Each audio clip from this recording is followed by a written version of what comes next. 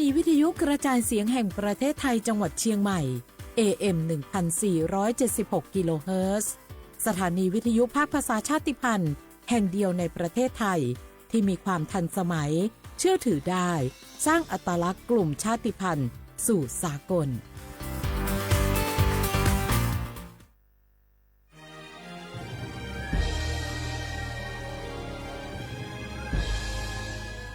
เกิดเป็นคนไทยเติบโตบนผืนแผ่นดินไทย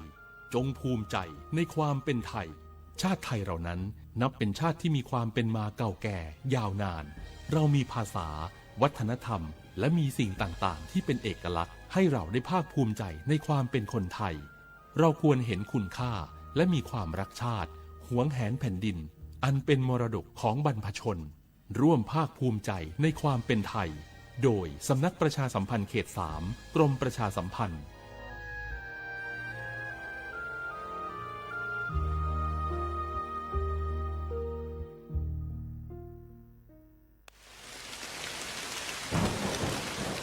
หน้าฝนทีไรแถวบ้านหนูดินถล่มทุกปีคุณครูมีวิธีเตรียมพร้อมรับมือเมื่อเกิดดินถล่มบอกให้หนูรู้ได้ไหมคะได้สิครับนักเรียนดินถล่มเป็นภัยธรรมชาติที่มักเกิดคู่กับน้ำป่าไหลหลากถ้าเกิดฝนตกหนักนานกว่า6 ชั่วโมงน้ำในแม่น้ำและลำห้วยจะเพิ่มสูงขึ้นอย่างรวดเร็วน้ำจะมีสีขุ่นมากกว่าปกติดังนั้นเราต้องสังเกตความผิดปกติมันติดตามข้อมูลสภาพอากาศและประกาศเตือนภัยสำรวจสภาพความเสี่ยงของพื้นที่วางแผนและศึกษาทางหนีภัยแล้วถ้าเกิดดินถล่มขึ้นจริงๆเราต้องทำยังไงบ้างคะคุณครูถ้าเกิดดินถล่มเราก็ต้องรีบอพยพไปตามเส้นทางที่ปลอดภัยให้ห่างจากแนวกันไหลของดิน 2-5 กิโลเมตรนะครับอย่าอยู่ใกล้ลำน้ำเพราะอาจได้รับอันตรายจากหินหรือต้นไม้ที่ไหลมาตามน้ำเลี่ยงกันใช้เส้นทางที่เกิดดินถล่มหรือกระแสน้ำไหลเชี่ยวหากพลัดตกน้ำให้หาต้นไม้ใหญ่ยึดเกาะและปีนให้พ้นน้ำห้ามว่ายน้ำหนีเด็ดขาดเพราะร่างกายอาจกระแทกกับหินหรือซากต้นไม้นะครับนักเรียนเข้าใจแล้วค่ะคุณครูหนูจะจดจำที่ครูสอนเมื่อภัยมาถึงหนูจะได้ปลอดภัยค่ะ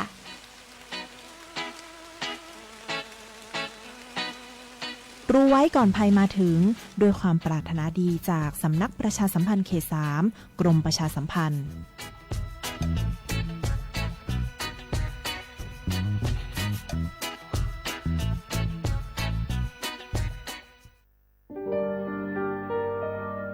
ผมถูกบังคับใช้แรงงาน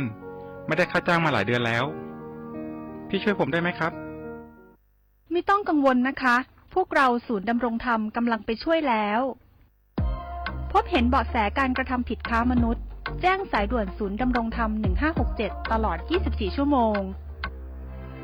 ด้วยความปรารถนาดีจากกระทรวงมหาดไทยและมูลนิธิ World Childhood Foundation ในสมเด็จพระราชินีซิลเวียแห่งสวีเดน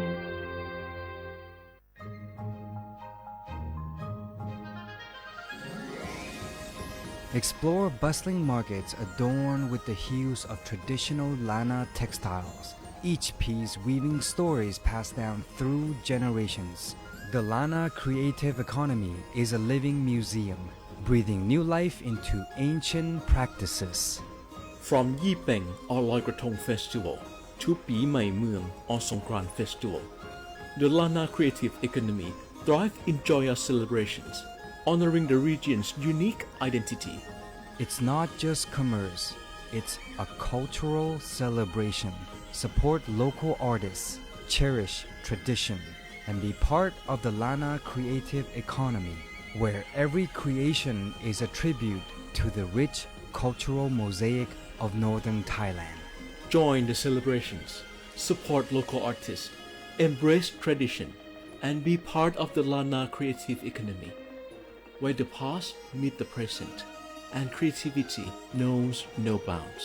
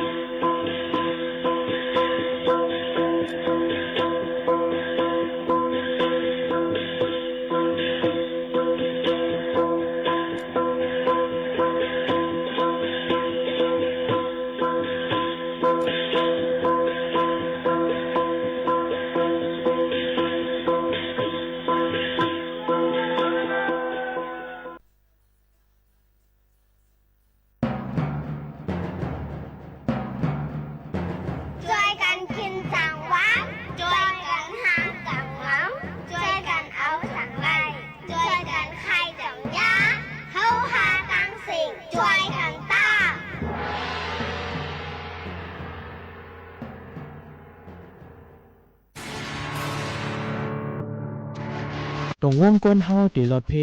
เมื่อนานลูกหลานตีขึ้นใหญ่มีลองอุ่นใจไล่ลูกหลานปอกขึ้นมาผมเทกังปันลูกหลานเฮาเศร้าอย่างแต่ห่างเพอย่าเมากำผมมือกันเป็นแห้งอ่อนเฮกันเพอันให้ลงอย่าเมากำตรงวงก้นเฮาหาปูก็ตรงวงก้นรถเพอ่อนหัวมือเฮ็ดสร้างแต่เมื่อนาลูกหลานเฮาขึ้นสูงห่างไกลยันเพอย่าเมากำกูมือตาเส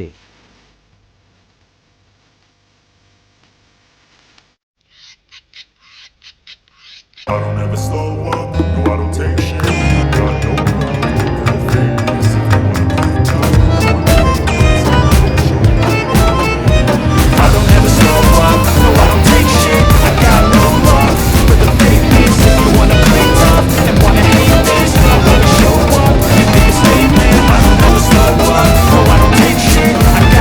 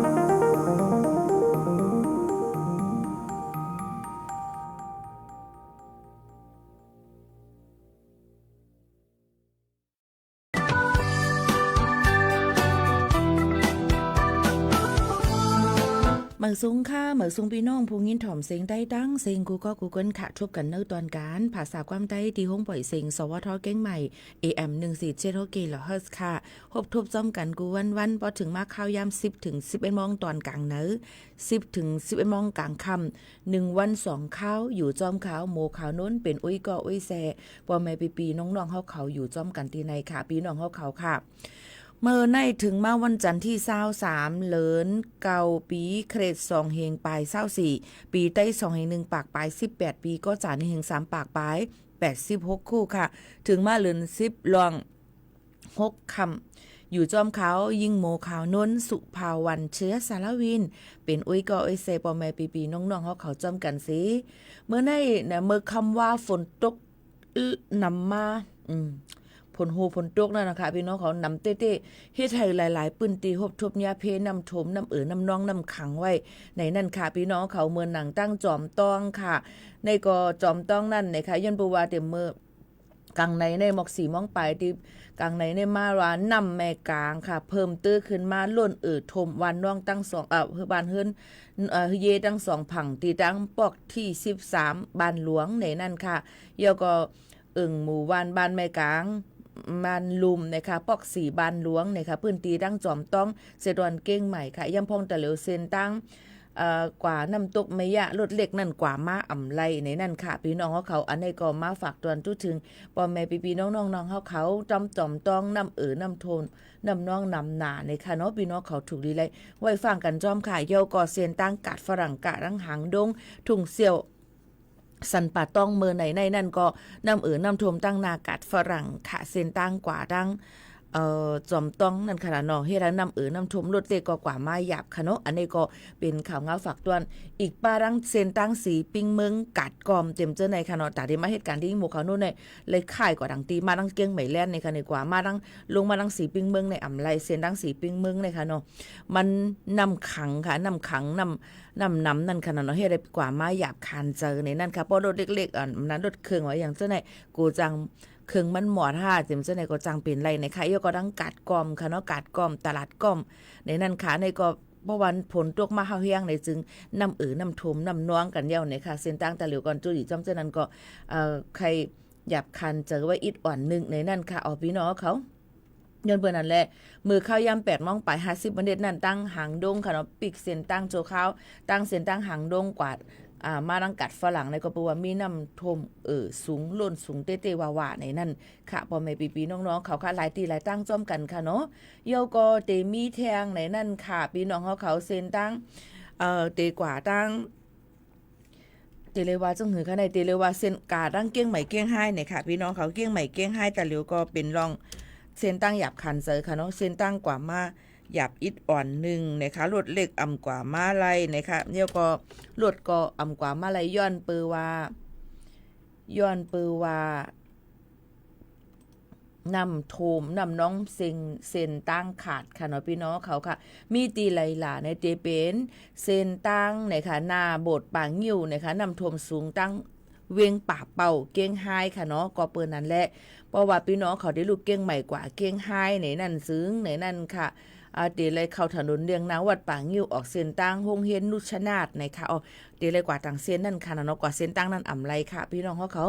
แล้วก็เก้งไฮมาเก้งใหม่นั่นเดเลยเข้าเส้นตั้งนุชนาถออกมาที่บ้านป่าซักในนั่นค่ะเจ้าหน้าที่เขาก็ยังตึกตัวอยู่ย้อนเพราะว่าเส้นตั้งน้ำท่วมน้ำน้องนำเนี่ยในค่ะพี่น้องเขาอ่ำจังกว่ามาไลในค่ะเนาะในก็มาฝากตอนถึงพ่อแม่ปีน้องๆเขากูก้นค่ะยังมีเจ้าหน้าที่เขาเนี่ยค่ะห้องหับตอนตัดที่รู้ล้อมด้วยถึงลองรถเพจอมเซนตาสายตั้งกันอยู่ในนั่นค่ะพี่น้องเขาในก็เป็นแทงหนึ่งลองมาฝากตอนถึงปีน้องๆเขาจึงหนังไหนค่ะอีกป้าดังแม่เจดีใหม่นั่นก็น้ำน้ำท่วมค่ะเนาะเฮ็ดให้วานอีกป้าดังหงเล่งหมูเสียมเจในมีลองน้ำทมน้ำเลยเจ้าหน้าที่เลยก้นเห็นเหตุการณ์มันก็เลยหางเห็นหมูค่ายกว่าอองตีต่างตีเจียมเจ้าหนังไหนค่ะย้อนปูว่าฝนตกมาเฮาเฮียงเนี่ยค่ะเนาะน้ำท่วมน้ำน้องหลายตีจ้อมกันกำเหลวค่ะพอแม่ปีน้องๆเขาในก็ฝากไว้ปันพี่น้องเขาเจ้าหนังไหนค่ะเนาะอีกเซนั่นอ่ำก้าในนั่นค่ะพี่น้องเขาดังเมืองพะเยาค่ะเนาะดังเมืองพะเยาดอกคำไตเลยเมืองพะเยาเจ้าไหนก็นำตึกทม เทศเฮามีลองลู่ซุ้มและโคของเฮือนนี่ก็ลูกกวยแทงนำอยู่ในนั่นค่ะออกพี่น้องเขาอันนี้ก็เอามาฝากตอนตู้ถึงกูก็กูก้นค่ะหนังหือป้อเตกว่ามาเลยงายลมเจอถ่อมด้วยข่าวเงากันอิดอีค่ะย่อก็เส้นตั้งกว่าดังเป้งหลวงเวียงแหงค่ะเนาะพี่น้องเขาก็เส้นตั้งจอมเส้นตั้งแม่จ้าเจิมเจ้าในค่ะเตมีลิ้นหยดลิ้นหยดดินกวนมาจอมนั่นค่ะเนาะพี่ๆน้องๆเขาก็เจิ้งหนังในค่ะเนาะลองตั้งเจ้าในก็ฟังกันไว้ลองกว่ามาไปจอมในค่ะในก็เป็นเพศเพราะว่ากูสำเสียนเปิงเอามาฝากตอนตู้ถึงพ่อแม่พี่ๆน้องๆเขาแหละเมื่อในฝนได้ตกลงมาโหปากมัน80ในปืนตีค่ะเนาะเตมีฝนตกนำหมางปืนตีดังเจตอนแม่ฮ่องสอนเก้งใหม่เก้งไฮลำปูนลำปางพะเยาน่านแพร่อุตรดิตถ์เมืองตากสุโขทัยกำแพงเพชรพิจิตรพิษณุโลกและเพชรบูรณ์ค่ะเดี๋ยวก่อนนี้เขาตั้ง7วันตั้งหน้าก็ยังเตมีน้ำน้ำท่วมแทงหลายๆพื้นที่ย้อนปูว่าพายุลมแรงพัดเป่ามาเฮ็ดให้ตุ้มเตอหลายๆเจตอนมีเพกึ่งกลางเหมือนหนังว่าจังน้ำน้ำท่วมน้ำน้องและแทงอันนึงอย่าไปกว่าแอลแหละที่น้ำตกตาดคณะโกจังเป็นน้ำโลกน้ำป่าไหลมาตุ้มเตอถึงอสักสายใจและลองหลอดเพไหลในนั่นค่ะในก็ฝากตวนตู้ถึงปอแม่ปีน้องๆเขาจึงหนังไหนค่ะเนาะเมื่อไกลมีพี่น้องเขาย้อนกันเขามาเพียงความใจขุนที่เดี๋ยวใจค่ะคือพี่อีหมูใจขุนที่ในย้อนเพียงความโหไหลค่ะนี่หมูขานนที่ย้อนด้วยค่ะเนาะเยาก็ปอตันเลยอ่านข้อความตีพี่น้องเขาอย่างกอตุ่มหนกอล่ม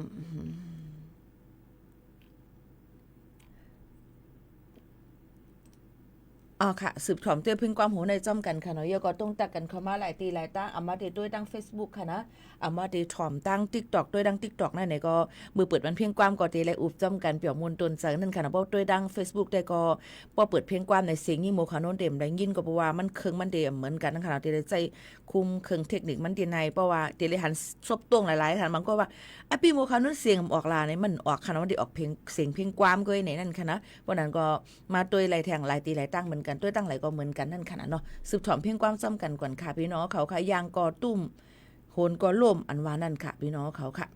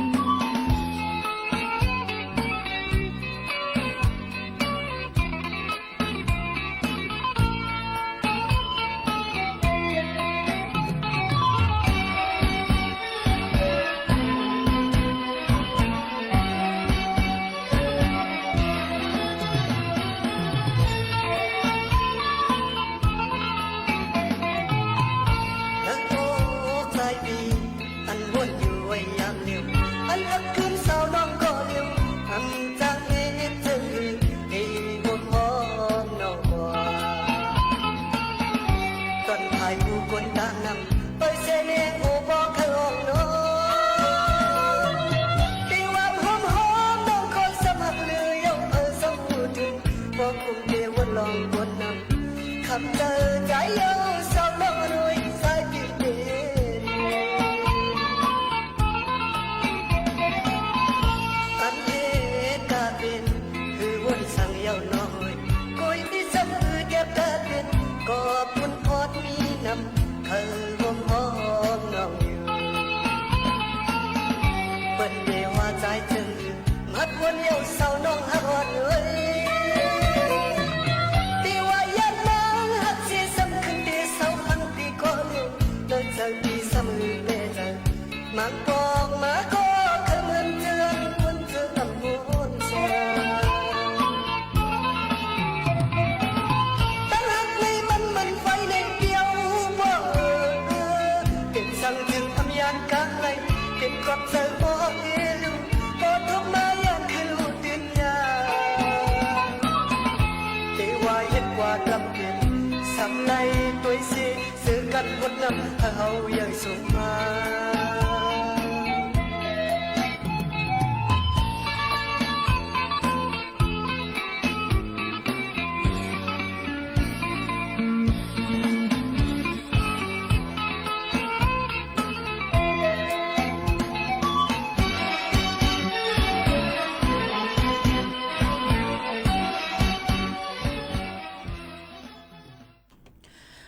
ให้ห้านใจกันเซกัมค่ะโดนเพลงกว้ามันย้อนกันเข้ามาค่ะเนาะเยอะก็หลายๆเพลงกว้ามค่ะเดี๋ยวข้าเจอมาเปิดปันให้แรงยินถ่อมจ้อมกันอยู่ค่ะนะพี่ๆน้องๆเขาค่ะเมื่อกี้พี่น้องเขาถามมามังคอกว้ามีหมู่ขนนก็อ่านป่องเจอบางอันก็อ่านอำป่องเจอก้อยกาซึ่งหือกอลีในนั่นค่ะที่ข้าเจอเอามาหมอกลัดปันป้อแม่พี่ๆน้องๆเขาอยู่ค่ะเนาะเยอะก็ไว้ตีน้ำน้ำทมน้ำน้องหลายตีนั่นค่ะพี่น้องเขายังเปิ้นนั่นแลภายป้ายอยู่ลีบนก็ลาดว่าให้เน็ตข้าเจอเพียวๆปัดๆให้เย้าโตหนังหือบ่ได้ตุ้มเตอต้องตั้งเป็นป้ายอยู่ลีเฮาคานั่นในค่ะยันเพราะว่าตั้งเป็นอันมาจอมน้ำหวยน้ำหังก็ได้มีคมๆใกล้ๆอยู่ลีกินหวานค่ะเนาะยก็ตั้งเป็นตาเหลียงตั้งเป็นต้องกว่าต้องเฮตั้งเป็นขี้หัก2โหนลองตั้งเป็นไข่ตั้งเป็นเยียวหนูเจียมเจในค่ะพี่น้องเขายก็โกจังมีตัวสัตว์เมียงกองอันมาจอมนำแหละมาติดข้างไว้อยู่อันตึกมีอาสักหลอดอยู่นั่นน่ะเนาะไปตายเจียมเจนั้นโกจังมาตรวจมาสักเข้าขาไหลเจ้าหนังไหนมาโคบเข้าขาไหลงูจังเป็นเจ้าหนังไหนค่ะเอียนปนันพี่น้องเขาก็หลายๆปื้นตีต่อถึงย่างพ่องตะเหลียวก็ยังอ่ำไ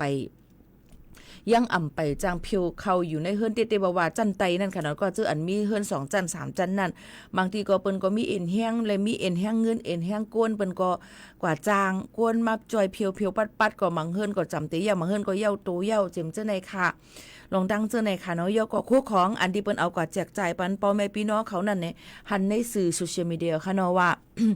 มันเป็นตีเลยก่อนไปฮู้นั่นก็หันเอาเสื้อโคกว่า8เจ็มเจ้าในค่ะเนาะก้อยกาจึงหือกอลีเสื้อโคตอนดากดอันฮับเลยกดอันปันน่ะกดอันปันก็ตอนดาที่เอาเสื้อโคเฮาคากว่าปันเปิ้นนั่นเฮาก็รู้เลยซักให้มันหมดใส่เส้นใส่หอมๆห้วยๆกว่าปันเปิ้นก็ได้จ้วมค่ะน่ะอำใจว่าเมนตูเมนเน่าเมนอายหมักเมนโนเฮกับปันเปิ้นเหมือนหนังไข่เพียวปัดไก่เฮือนเฮาไข่กับปันเปิ้นให้ในอำลีค่ะเนาะคนทับก็ได้จ้านั่นค่ะเนาะยก็คู่ของบางอันเหมือนหนังว่ากันโตค่ะเนาะซื้อปิดกวนปัดให้ไหนค่ะพี่น้องเขาอันนี้ก็บ่ใจยก็ถูกลีเลปันเนาะก็เอาเปียดเตลีซื้ออันใหม่ปันเอาค่ะจงจังจะในวันใจโฮมกันอำไรค่ะเนาะคนปิดคนเสื้อป๊อดในค่ะเนาะก็เปิ้นนั่นแหละพี่น้องเขาจะเจออันใครกว่าเอาซื้อโคว่ากับผักตอนมีน้ำใจลีกัดเอาโคเก่าเพราะว่าอันมีอันใจอันเจนังกับปันเปิ้นนั่นนี่ก็โลเลยวนสอนใจเปิ้นใจเฮาจอมนั่นค่ะเนาะว่าโคของอันเฮาค่ะดีกว่าปันเปิ้นนั่นเนี่ยค่ะต้องเฮาค่ะไปล้างแล้วก็ต้องไป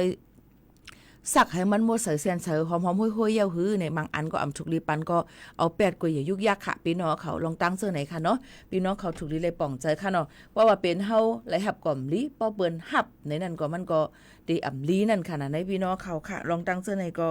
ใครย้อนฝากไว้ปันพี่น้องเขาเฮาหมอหันถึงกลางใจเปิ้นกลางใจเฮาจอมมันก็จ่องไกเดลีนั่นก็ได้เป็นการกู้สู้ที่อำเป็นลอง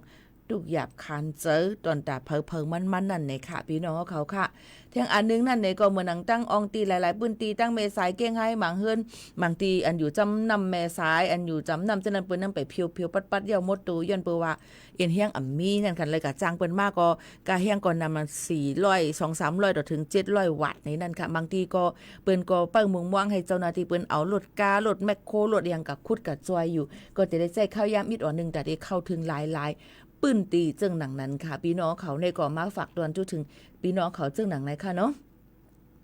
เที่ยงอันนึงนะครับพี่น้องเขาค่ะเมืองหนังตั้งเมืองใต้ก็ย่านน้ำท่วมน้ำนองน้ำค่ะตีดังเว้งเมืองปั่นเมืองใต้ปอจานนั่นก็ไว้หลังน้ำท่วมน้ำนองเหี่ยวก็กาขันโคกุ่นเจียมตั้งกินตั้งย่ำกึ่งกลางปุ่งขึ้นสูงมาแลปนมาเมื่อวันที่16เดือนเก่า2แห่งปลาย24นั่นฝ่ายมีปุนพ่อนเขาก็ห้องหมอกเอาก้นกาเจ้าไปหมักมีในเวียงเสอุบกุมงบงี้แกลิดปริศนาจ้อมกันในก็ในเบื้องปั่นก็ลาตีภายจุ้มไผ่เอาข่าวเขานั่นว่าอยู่ดีจุ้มสิเป็นภายควันขึ้นสายาเขาห้องหมอกบางกลุ่มเจ้าไปมักมีในเมืองปั่น44ก็เลยทวานทเว้งเนี่ยค่ะก็เปิ้นนั้นแหละไปเสลอนำโทมเหี่ยวดังเตมาขึ้นกาขึ้นขันกา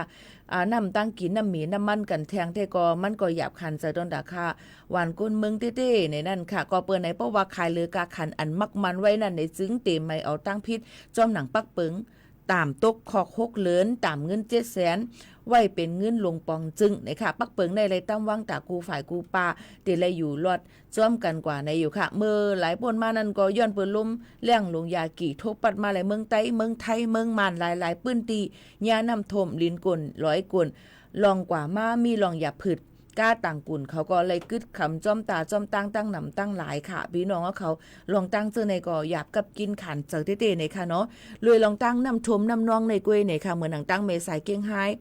อันตีลู่ซุ่มในห่อมตาลาเรานำเนี่ยในค่ะเนาะเย้าก็เหมือนหนังก้นหายก็อันหายก็หายไปหาหันขึ้นต่อถึงย้ำพองต่อเลี้ยวอันหันก็ซัมปอเหมือนหนังมันพระมันรีตุ้ยนั่นค่ะเนาะย้อนปนนั้นก้นหายก็นำหนาค่ะนะย้อนปนนั้นเป็นเพใหญ่หลงในปี2 ปากไป67ในเตวาวายาวเดนั่นค่ะพี่น้องเขาย้อนปนนั้นเลยแต่เร็วเตกว่ามาไปถึงก็หลุดด้วยค่ะลิ้นหยุดลิ้นกวนซ่อมเส้นตาใสตั้งโคขาดเส้นตั้งขาดเจิมเจอในค่ะเนาะฝากฟังไว้กันกูก็กูก้นหนังคือบ่ติหลอดเพลองเลี้ยงฟงอินเทอร์เน็ตเมืองเฮาตาเหลียวก็บางทีก็ตีไล่บางทีก็ตีอับไล่ย้อนเปิ้นนั้นเลยพี่น้องเขาก็คัดใจกับสืบเมื่อถามพ่อแม่พี่น้องก้นเมืองเขาหลายตีหลายตั้งอยู่ในนั้นค่ะมันก็ถามมิ่งหัวเขานู่นมาค่ะจ่องจากว่าเมืองเฮาเลยค่ะในถามีหมวกขาวนู่นได้ก็ฮับหลุเลยกะด้วยว่าฟิงฟ้าราศีแทง1 2เส้นตั้งได้ดีกว่ามือเท่านั้นตีมือตั้งเฮอมีน5ตีขี่ก้ามือ5นี่ค่ะเนาะยก็หลุได้ถามตั้งในวันในสวนเนาะค่ะว่าจ่องกว่ามาไปไล่หือจะโลดเจ้าก้าจ่องกว่าเปิ้นดองฮับไล่หือเจียมเจ้าในค่ะเนาะถามมีหมวกขาวนู่นก็เร็วด้วยก็ไปเย้าตัวค่ะเนาะย้อนบ่ว่าวันนึงแล้ววันนึงเส้นตั้งแล้วฝนล้มๆเตะตกอ่ำเหมือนกันเจียมเจิ้งหนังไหนค่ะหลุเลยติดตามข่าวเงาฟิงฟ้าราศีกัน24จงม่วงเหี่ยวค่ะพี่น้องว่าเขาค่ะหรือเฮลือใจถ่อมด้วยแทงเพียงความหวานหูถูกใจน้ำตาเม็ดฝนกันก่อนค่ะ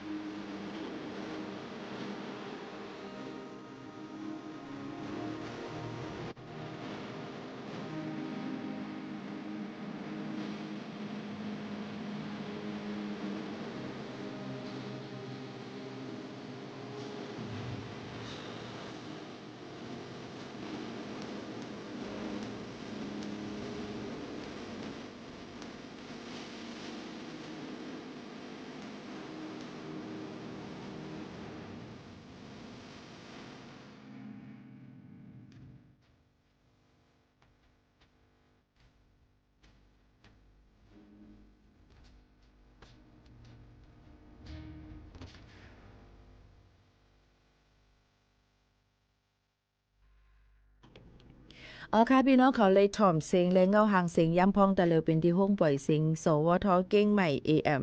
147กิโลเฮิรตซ์ค่ะปืนปล่อยเสียงกวนวันข่าวยาม10ถึง11โมงกลางในและกลางค่ำอยู่จอมขาวหมูขาวนุ่นสุภาวันเชื้อสารวินเป็นอุ้ยก่ออุ้ยเซปอแม่ปีๆน้องๆเขาซึ่งหนังไหนเหี่ยวค่ะพี่น้องเขาค่ะมาด้วยเที่ยงไหนค่ะเมื่อที่ในหนองซ้อมเจเวงเกซีเมืองไตปอดจานนั้นมีวัดเกี้ยงหลังนึงค่ะเอาไฟไหม้8 โมดเสอำกึดหรือสังเหี่ยวค่ะก้นในนั่นก็ลาดว่าวัดเกี้ยงอันไฟไหม้นั่นชื่อห้องว่าวัดสมไต้ไหนนั่นค่ะเมื่อวันที่14เดือน9 2เฮงปลาย24มกังใน6 โมงปลายนั่นเจ้าสังอ่อนไต้เตี้ยนไว้เสลงกว่าตาราง8ไว้เสนั่นเป็นไฟลุกใหม่ค่ะพ่องเมื่อไฟไหม้นั่นก็เจ้ากวนวัดและหมุนจ้างเขาซ้ำอยู่ตีวัดค่ะตึกกว่าแม่วานฮอปลิกต่างวานแลกึดไว้เจ้าสั่งอ่อน 4-5 ป้ากล้วยค่ะเกี้ยงนี่ก็เป็นเกี้ยง2จั่นสือเปลี่ยนกลางเปลี่ยนแลไฟล้ามไม่ง่ายสีไว้หนานั่นค่ะเนาะพี่น้องเขาค่ะตีวัดเกี้ยงนั้นก็มีสังฆาเจ้า10ปลายเกี้ยงสมไต้นั่นในคณะเลยก่อสร้างไว้ป่นมา70 ปีปลายเป็นตีพี่น้องตะกาวันสมไต้วันน้องซี่วันลอยไส้วันโหโควันร้อยหมดแล้ววันลุ่มลึงเขาเจอในค่ะมาหลู่มาไว้ไปป้าศาสนาและเย็นแง่ฟิงทุ้งเจมเซิงหนังไหนค่ะเนาะพี่น้องเขาค่ะวันเจอนั่นซ้ำเป็นวันอ่อนวันอิดเยวันเลยโหก้นมีหมอก30กล้วยค่ะซ้ำเป็นก้นไฮเฮ็ดหน้ากล้วยเลยตาเตก่อสร้างขึ้นเกี้ยงใหม่แทงในก็อ่ำง่ายมีลองอย่าผึดไว้ในค่ะพี่น้องเขาย้อนเปิ้นอันและเรื่องฟงเรื่องอินเทอร์เน็ตก็อ่ำลีและย้อนน้อมอันดีข่าวในมันก็ดีเอามาฝากพี่น้องเขาเทิงย้อนเพราะว่ามันกับสืบหากันหยับนั่นขนาดไหนพี่น้องเขาค่ะเดี๋ยวก็นำทมเว้งลอยขอคนเมืองในปอกหาปอกเลยปลายเพนำค่ะเนาะอันนี้ก็เปลี่ยนแทงตีหนึ่งในนั่นค่ะพี่น้องเขานำป้ายอันนั้นก็นำป้ายอันไหลลองมาในกลางเว้งลอยของเมืองย่างแหลงนั่นก็ล้นน้องขึ้นสูงมาติ๊กเสเข้ามาในปอกในหย่อมมีกว่าหาปอกเอวแล้วก้นเมืองอันอยู่ในเวียงลอยคอเลยเงืองแวเพนำจึงหนังไหนอยู่ในนั่นค่ะหลายที่หลายตั้งค่ะอันใดหบทบเพนำถมนำนองในค่ะเราย้อนปือว่านำฝนหายใหญ่น้ำนองในเจเวียงเมืองไตปอดจานก็มีก้นหลุดตายกว่าเย่า1 ปาก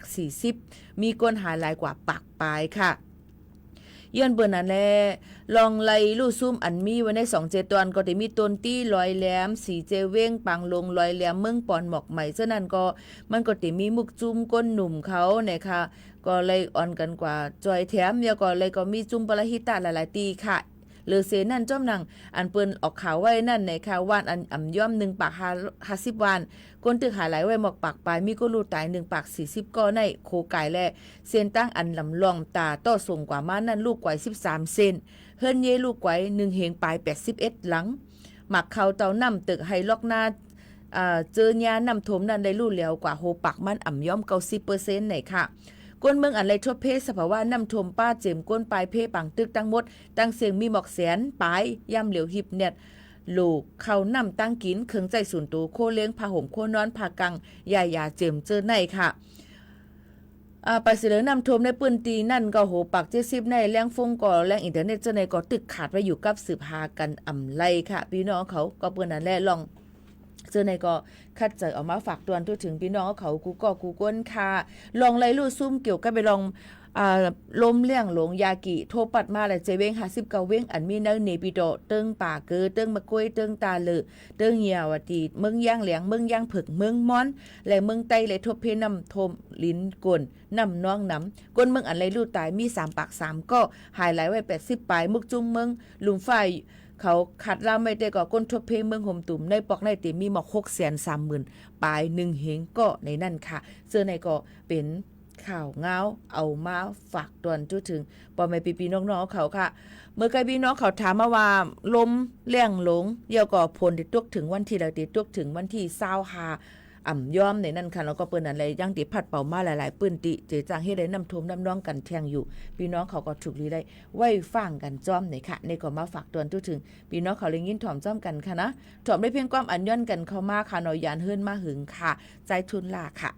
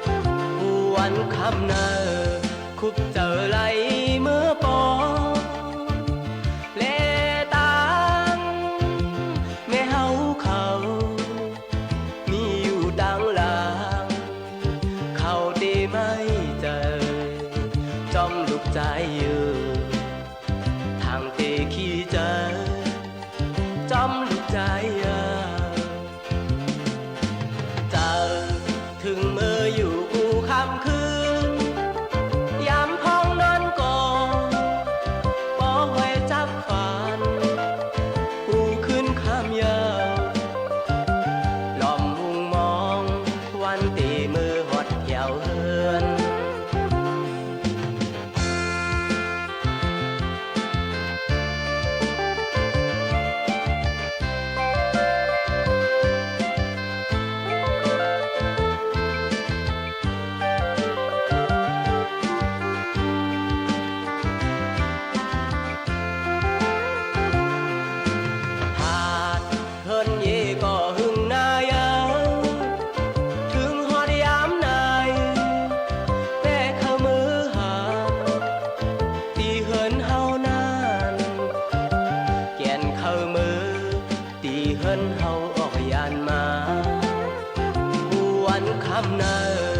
คุบเจอไหล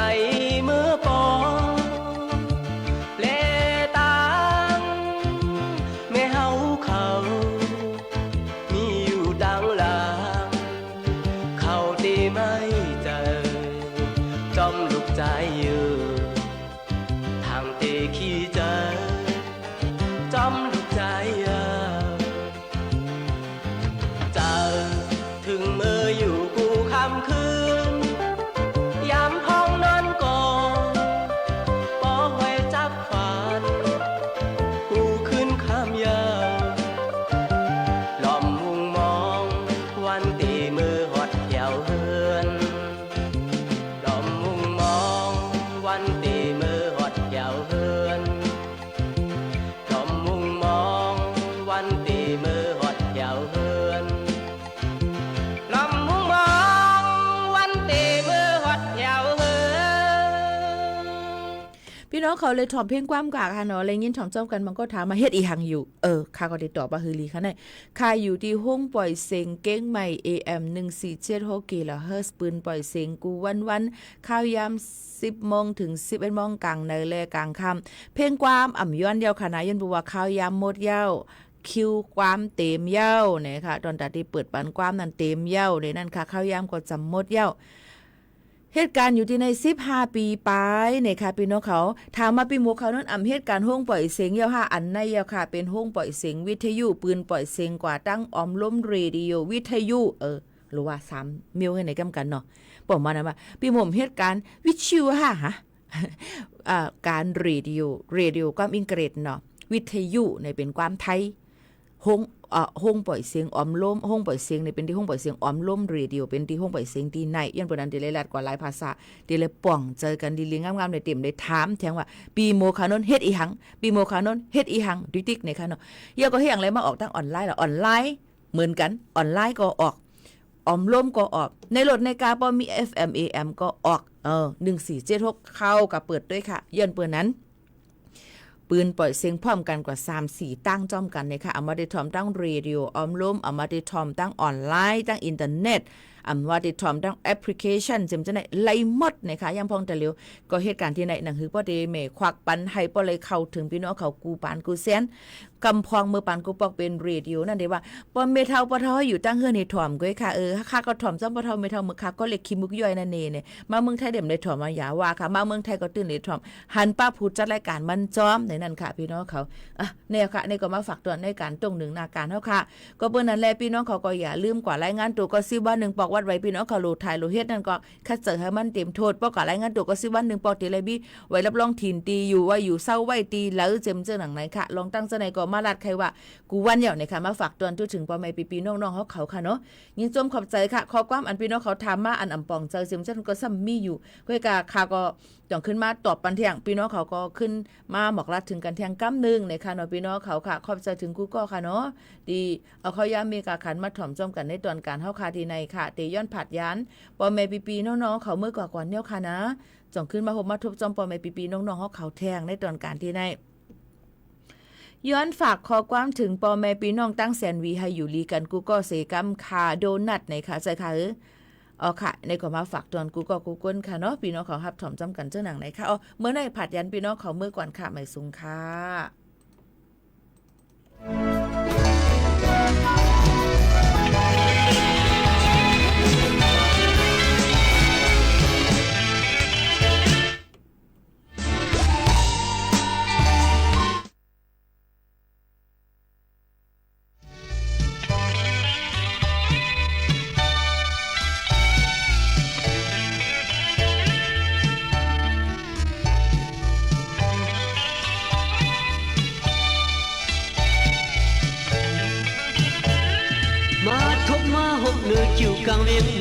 โพคำเตอันสิกินปูซบเด็กคบเกี่ยวใจตดเต้นเมาอย่าใส่คือน้องเมาผู้เยาเอาเมาสาวน้องเมืองตัวเนยอย่าผู้เมาหือน้องเราหน้ากองมุกคำเล่ตุนหย่องผมกัดไม่หย่องสามขาเดซ้อมหูถึงปีดังหักเข้าในสนหมอกกังเลี้ยงตีหมอกตีลัดนางน้องยินอยู่วันหนึ่งน้องเมืองตัวเนยอยากกบหักเสหักเล่อยากเสลีกูหัวใจสูงสาวน้ำเมตนไก่เดิมคนเป็นแคบเล็กลายปอกเย้าสู่อยู่หักเลนเปลี่ยนลายปอกนอนวันเสวรรค์สู่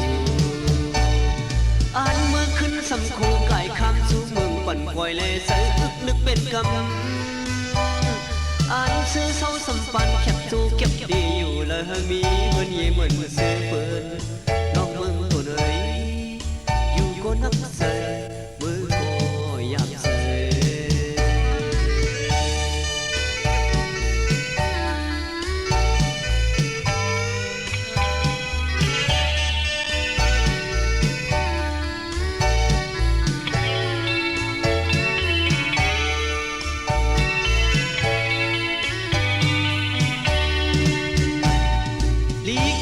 ใจสูงสาวน้ำไม่โดน